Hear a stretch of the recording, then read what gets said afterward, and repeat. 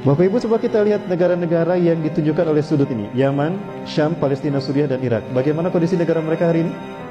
Sudah berdarah-darah belum? Sudah berdarah-darah? Yakin? Sudah berdarah-darah? Sepakat. Kalau ini mengarah ke Yaman dan sudah berdarah-darah, kalau ini mengarah ke Suriah dan sudah berdarah-darah, kalau ini mengarah ke Irak dan sudah berdarah-darah, lalu Rukun Hajar Aswad yang ada darahnya tadi mengarah kemana? Mengarah kemana Bapak Ibu? Boleh kita lihat sama-sama ya? Ke Wamena? Kayaknya memang sudah berdarah-darah. Jadi kemana kan? Indonesia.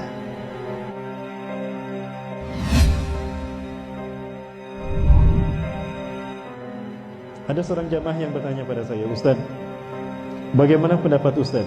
Saya mendengar guru kita, Uzma, menyebutkan kalau beliau khawatir Dukhon terjadi tahun depan.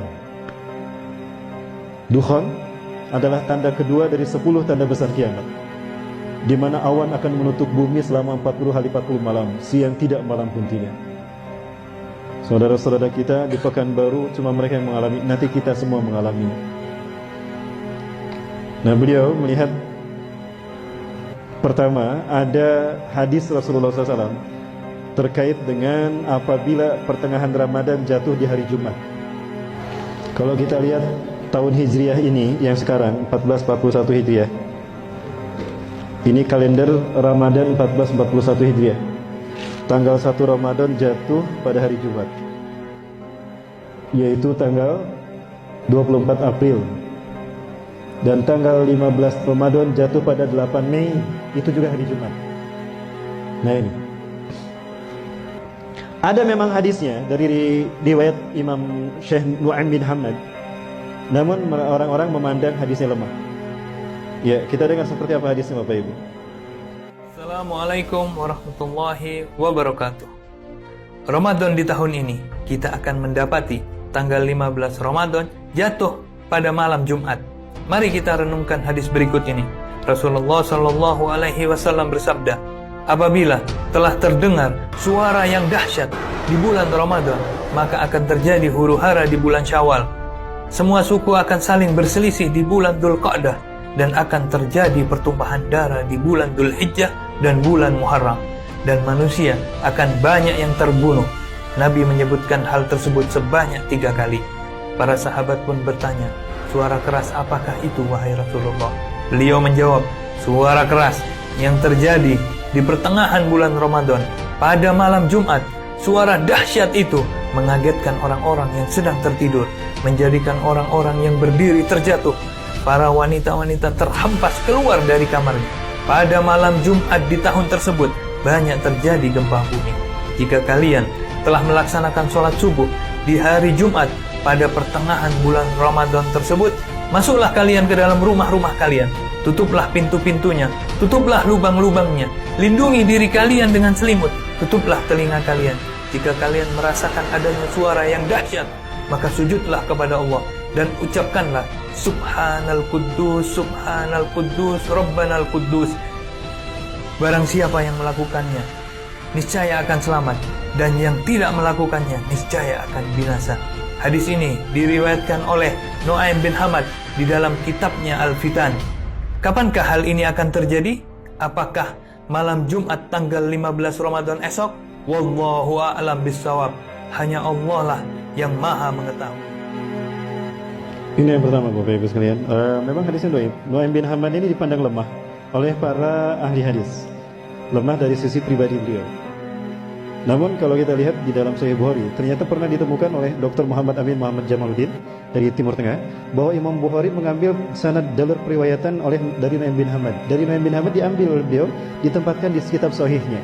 Artinya di mata Imam Bukhari dan paling atas tingkatan validitas hadisnya, doptil hadisnya, itu mengatakan beliau tidak begitu lemah. Artinya ada kemungkinan sahih dari segi pribadi, dari segi sanad. Kedua, apabila hadis dhaif terjadi dalam kehidupan nyata, maka berubah menjadi sahih lidatih. Dan saya khawatir ini terjadi memang tahun depan. Artinya tahun 1441 Hijriah. Dan kalau Bapak Ibu lihat, Imam Mahdi kata Rasulullah akan diutus di saat di musim haji banyak terjadi huru-hara. banjir darah sampai bulan Muharram. Tadi hadisnya menyebutkan. Ya sesuai dengan hadis sahih yang lain, ternyata hadis ini sama. Apabila terdengar suara dahsyat di pertengahan Ramadan, misalnya hari ini hari Kamis, besok Jumat. Nah, maghrib itu udah masuk hari Jumat, itu sudah 15 Ramadan. Ya, maka akan terjadi huru-hara di bulan Syawal. Para umat, para kabilah akan berselisih dan bertikai di bulan Zulqa'dah. Akan terjadi pertumpahan darah di bulan Muharram dan di bulan Zulhijjah dan Muharram. Zulhijjah musim haji. Imam Mahdi akan diutus setelah terjadi banjir darah di Mekah, di sekitar Masjidil Haram dan Ka'bah. Akan terjadi banjir darah. Kenapa? Karena ada 3 putra mahkota yang berkelahi, berperang, berebut kekuasaan setelah meninggalnya seorang raja. Apakah tahun depan Raja Salman akan meninggal jika Imam Mahdi akan diutus tahun depan? Wallahu a'lam bishawab. Bapak Ibu, kita mendengar pengawal pribadi Raja Salman meninggal karena ditembak. Itu oleh temannya, katanya cekcok. Itu kamuflase menurut saya. Berita yang terbaru dan terakhir yang saya dapatkan, itu meninggal karena menghalangi Raja Salman dari upaya pembunuhan. Kenapa diberitakan seperti tadi? Untuk menutupi kebenaran hadis ini. Kalau Raja Salman adalah raja terakhir dari raja Arab yang apabila meninggal akan ada 3 putra mahkota yang berselisih. Itu kata Rasulullah SAW. Yaktatilu salasatun inda kanzikum. Akan ada 3 orang laki-laki berperang di sekitar kanzun kalian, Ka'bah kalian. Artinya Ka'bah nanti akan berdarah-darah, Masjidil Haram akan berdarah-darah. Kulum ibnu khalifatin, 3-3-nya putra mahkota, anak raja. Sama la yasiru ila wahidin minhum, tapi tidak satu pun dari mereka yang berhasil menjadi raja. Kenapa? Karena yang jadi raja adalah Imam Mahdi. Imam Mahdi, kata Rasulullah, diutus di usia 40 tahun. Ada satu hadis yang mungkin Bapak Ibu pernah mendengar, mudah-mudahan mendengar. Bukan hadis ini kejadian nyata. Kejadian nyata dari Ustaz Zulkifli Muhammad Ali. Boleh saya perdengarkan? Ustaz Zulkifli Muhammad Ali, guru kita semua, semoga Allah menjaga beliau. Allahu yahfazuh. Beliau pernah menyampaikan kepada kita apa yang beliau alami. 2015 Ustaz Zulkifli Muhammad Ali menyampaikan kepada kita kalau beliau mendapatkan WA dari seseorang di Madinah. WA ini berisi pernyataan, Ustaz, saya Fulan bin Fulan, saya tinggal di Madinah sudah 20 tahun. Saya belajar ilmu hadis di Madinah. Kemudian saya berteman dengan seseorang yang ciri-cirinya persis seperti disebutkan Ustaz tentang Imam Mahdi, baik ciri-ciri fisik ataupun ciri-ciri akhlaknya. Semuanya Ustaz ada pada orang ini. Mulai dari alisnya yang indah, lurus, mulai dari warna kulitnya yang hitam, orang Arab, mulai dari tubuhnya tubuh orang Israel, mulai dari hidungnya yang mancung, aknal anfu, mulai dari bariqas sanaya, mulai dari giginya depannya yang jarang, sampai ada tali lalat di pipi kanan, sampai ada tanda kenabian di punduknya, dan kedua pahanya kecil, sampai detail seperti itu. Aku melihatnya Ustaz, 20 tahun aku berkenalan, berteman dengannya, bersahabat dengannya, dan dia keturunan Rasulullah SAW. Ulama-ulama di Madinah melindungi orang ini. Dan ulama-ulama Madinah mengatakan pada beliau, Anda ini jangan-jangan Imam Mahdi. Kami ridho kalau Anda memimpin kami sebagai Imam Mahdi. Tapi beliau tawadu mengatakan, Ustaz, lastu mahdiyan ana ihda minal ansar. Persis seperti apa yang Rasulullah sabdakan. Aku bukan Imam Mahdi. Aku satu dari orang-orang Ansor. Itu nanti ketika dia menolak untuk dibaiat. Itu tahun 2015, usianya 35 tahun. 2015, usianya 35 tahun. Sekarang 2019, berarti usianya berapa? 39 tahun. Imam Mahdi dibaiat di usia 40 tahun. Tahun depan usianya berapa? 40 tahun. Apakah betul berarti beliau hari ini beliau berada di Suriah berjihad bersama kaum muslimin? Orang Indonesia ini diajak oleh beliau untuk ke Suriah, tapi beliau menolak. Aku ingin kembali ke Indonesia karena ladang jihadku Indonesia. Artinya beliau melihat Indonesia akan seperti Suriah, maka beliau memilih pindah ke Indonesia. Apakah Indonesia memang akan berdarah-darah, Bapak Ibu? Boleh saya memperlihatkan sesuatu? Baik, Bapak Ibu, saya perlihatkan sesuatu yang mudah-mudahan ini menjadi cambuk bagi kita untuk kita bersungguh-sungguh untuk kembali bertobat kepada Allah SWT. Amin. Baik Bapak Ibu, ini seorang mahasiswa mengajukan pertanyaan kepada saya dengan mengirimkan ini. Bapak Ibu, kita lihat ini. Ini ada darah berceceran, dan ini di Ka'bah, samping Ka'bah. Ini rukun Hajar Aswad, betul? Ustaz, kira-kira ini isyarat apa Ustaz? Rasulullah SAW tadi menyebutkan, ciri Imam Mahdi diutus apabila terjadi pertikaian sehingga darah tercecer di mata tempat kita tawaf di sekeliling Ka'bah.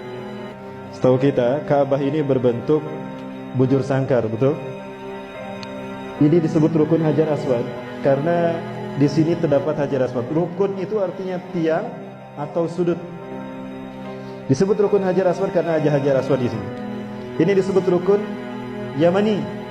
Disebut rukun Yamani karena sudutnya mengarah ke Yaman. Yang ini disebut rukun Syami karena mengarah ke Syam, ke Palestina, ke Suriah. Yang ini rukun Iraki karena mengarah ke Irak. Bapak Ibu, coba kita lihat negara-negara yang ditunjukkan oleh sudut ini. Yaman, Syam, Palestina, Suriah, dan Irak. Bagaimana kondisi negara mereka hari ini? Sudah berdarah-darah belum? Sudah berdarah-darah? Yakin? Sudah berdarah-darah? Sepakat. Kalau ini mengarah ke Yaman dan sudah berdarah-darah, kalau ini mengarah ke Suriah dan sudah berdarah-darah, kalau ini mengarah ke Irak dan sudah berdarah-darah, lalu rukun Hajar Aswad yang ada darahnya tadi mengarah kemana? Mengarah kemana Bapak Ibu? Boleh kita lihat sama-sama ya?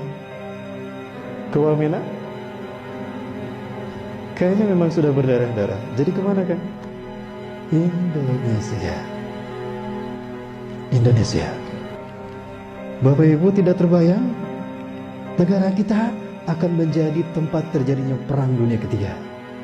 Lupakah kita kalau Rasulullah pernah bersabda, la ta'tina sa'atu hatta tuqatilu qauman sigaral a'yun juluduhum ahmar zumfal unuf wujuhum kal majanil mutrafah. Kiamat tidak akan menimpa kita, melainkan kalian akan berperang sehingga kalian berperang dengan satu bangsa. Sipit mata mereka, merah kulit mereka, pesek hidung mereka, dan lebar wajah mereka. Bangsa mana Bapak Ibu? Bangsa mana? Sudah datang belum ke negara kita? Berarti memang kita akan berdarah-darah. Rasulullah mengatakan tidak akan terjadi kiamat sehingga kalian berperang. Artinya memang kita harus berperang dengan mereka. Dan nampaknya itu yang akan terjadi. Bapak Ibu yang dirahmati Allah, jangan terlena hati-hati dengan kesibukan dunia sehingga kita lupa pada fakta yang disebutkan Rasulullah SAW. Ini nubuah. Rasulullah tidak pernah berdusta. Pernah Rasulullah berdusta? Artinya apa yang dikatakannya terjadi atas izin Allah. Wala yantiqu anil hawa in huwa illa wahyun yuha.